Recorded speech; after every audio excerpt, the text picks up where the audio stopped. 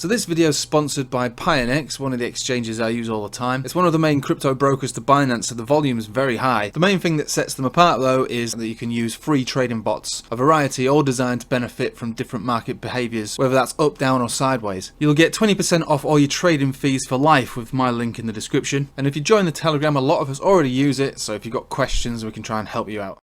Hello everybody, welcome back. Let's have a look at Bitcoin, and there's not really any purpose in looking at altcoins there. Bitcoin's bouncing and it's carrying the market. So basically, there are a lot of good altcoin setups, let's face it. We were looking at these on the stream last week. I mean, there are some really good setups, but we did look at them with an air of caution for the obvious reasons. You know, the Megatron, the Megalodon variant that's coming out now, and we'll just have a quick look at what traditional markets are doing, because there's little cracks in I suppose for the economy that might be opened up as a result of this whole, what could be another, well, almost a black swan event.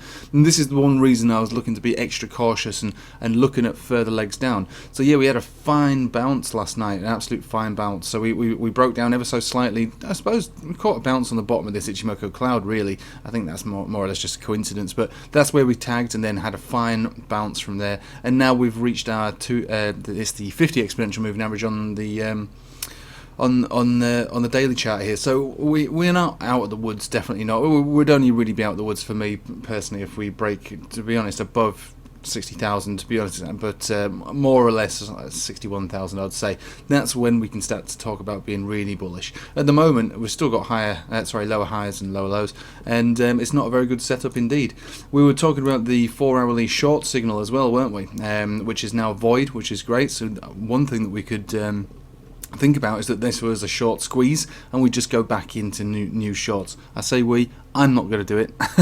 Shorting is for bear markets, not for bull markets. But that could be quite something to hold on to, because there was a short signal. The short signal was in play from this level here, which is all the way down here. So if we think about the short signal and where those shorts would have entered based upon that entry point, that would have been 54,300, and that would have been a nice 7% easy liquidator there. So whether or not people are going back into shorts at this level, there's nothing wrong particularly with that idea, but I think I would say at the moment, for me personally, unless your main strategy is hodl, which I suppose my trades are long-term spot positions, and my futures trading is far and few between. I say it all the time, I generally, on average, I probably only do two futures trades a month, maybe 3 at best, and they're based upon good entries on good setups, not on daily trading.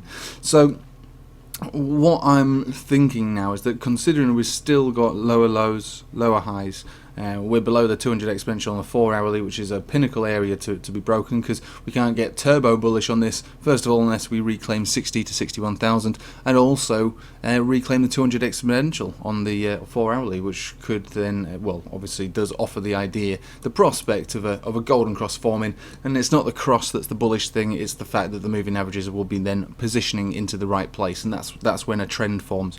And it's the trends that we like to trade, not the knife catching events, unless you're buying spot, for instance. If you're looking to do more extensive trading with futures and things like that, then you do really want to have a trend that's on your side. And at the moment we don't have that, so we're not going super bullish right now. Far from it. It was a bounce. It was a good bounce, but we've had bounces throughout this downtrend.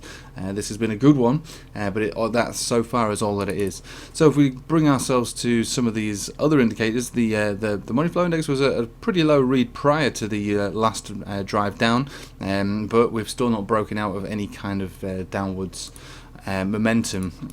We've got more or less the same kind of vibe going on both money flow index and RSI, so these trend lines haven't broken. We've not crossed positive, we're still below the 0 point for the MACD, so the momentum hasn't shifted. I know it might seem like it has because that was a nice move up, but it hasn't shifted. So we still have to think about things in terms of coming back down again, and then not only just coming back down but actually making some new lows again.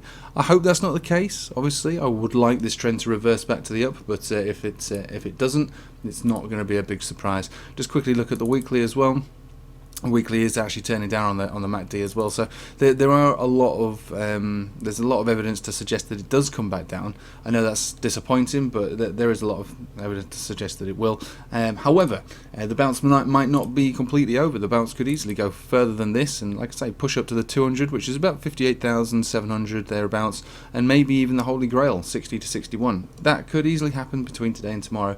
The main thing is that we've got to be concerned about is what's going to happen when the Americans markets, New York Stock Exchange opens, because that's where a lot of this fear is going to be driven, and sell-offs might take place. Whether it takes place today, I don't know. I haven't really paid attention to the news. I've been too busy doing baby stuff, like doing baby stuff. So I haven't not really, and that's not me playing with rattles and sucking my thumb. That's me taking care of my little kid. No childcare on Mondays for me. So I'm expecting that bit by bit, the Megatron virus is just going to crop up, as it already has done in the UK. It's going to turn up in America, it's going to turn up everywhere, just like it does. And whether or not it's more dangerous or not, it doesn't really matter. It seems that the idea is that it's more contagious, and so as a result, could drive a further lockdown. I'm just speculating here, but you have to really.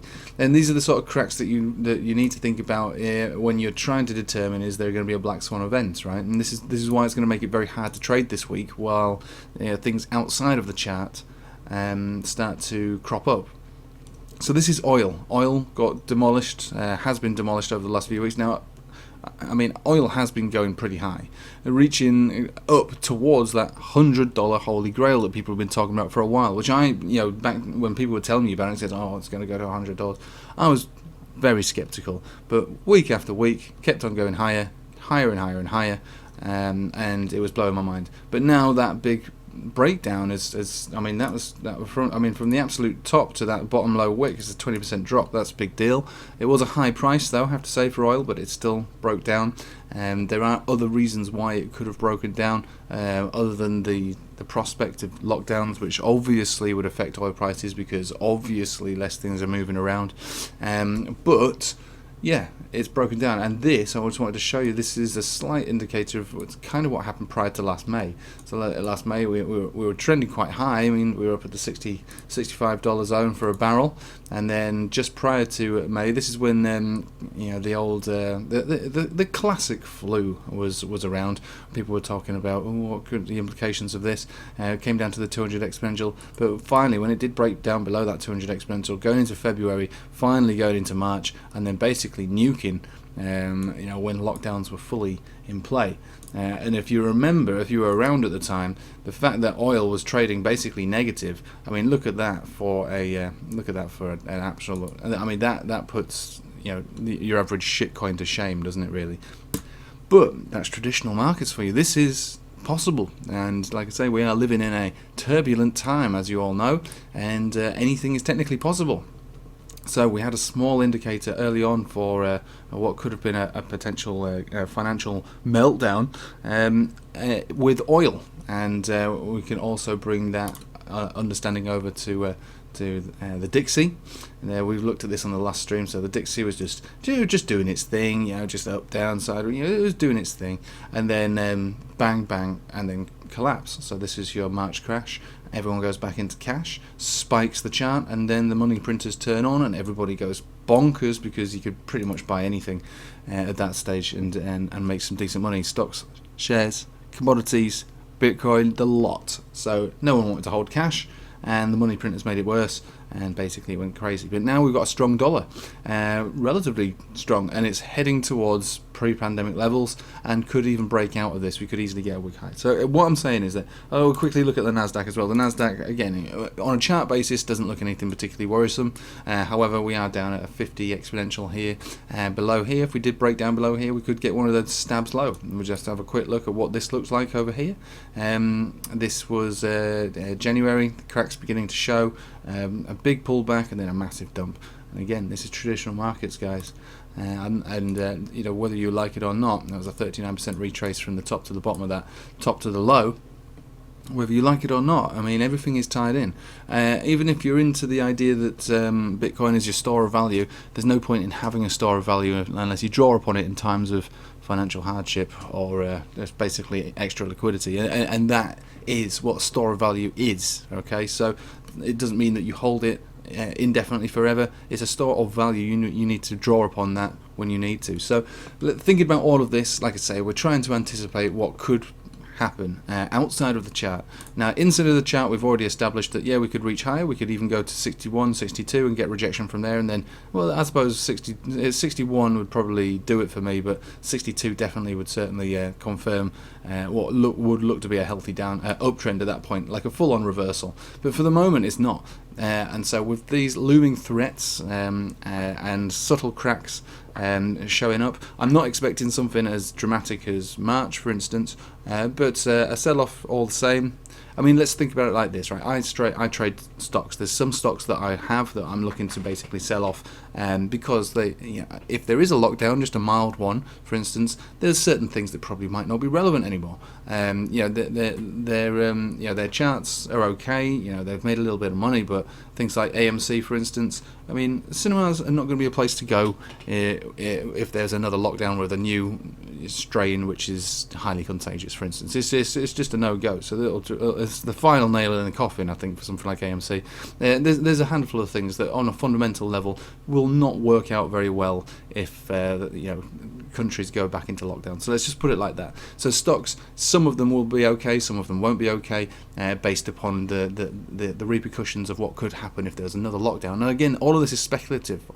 This might be just a knee-jerk reaction. For me, that's what the whole thing is all about anyway, a knee-jerk reaction. The crash in March took place before lockdowns actually kicked in. It was a knee-jerk reaction to the events which would unfold over the next 18 months, right? They priced in it was basically priced in. They priced in what would take place in the economy as a result of this pandemic. So there you go, that's it. And it's got me thinking in the same way. I'm thinking, okay, I'm going to have to get rid of this, I'll get rid of that, because they're not going to cope well. In the worst case scenario, I just buy them back. Okay, just worst case scenario, I'll hold off for a few months, let the ground settle, the dust settle, and then buy them back. Okay, I'm not going to be the only one thinking about that. Everybody's going to be thinking about that, and that is the point of what I'm trying to put across here. So black swan events, they are what they are. They can't be accounted for on the chart. The chart doesn't look particularly good for Bitcoin, but it doesn't look particularly bad. It's kind of 50-50 at the moment. It could be going through a trend reversal, but when the New York Stock Exchange opens, and day after day it opens each day, responds to whatever's come out in the media, new developments, new cases, blah blah blah. It could end up being like a smaller version of what took place in March 2020. So, just to put it out there, I'm not mega bearish, I'm not massively bullish, I'm happy to sit on the sidelines and wait. I'm not selling all my stocks, I'm not selling all my crypto, and in fact I'm not selling a piece of it. I think if there is a black swan event, it would be an amazing opportunity for those with the available capital to pick some more up, and for those who want to trade derivatives, you could go into some nice low leveraged long positions probably if we did get a massive breakdown like that.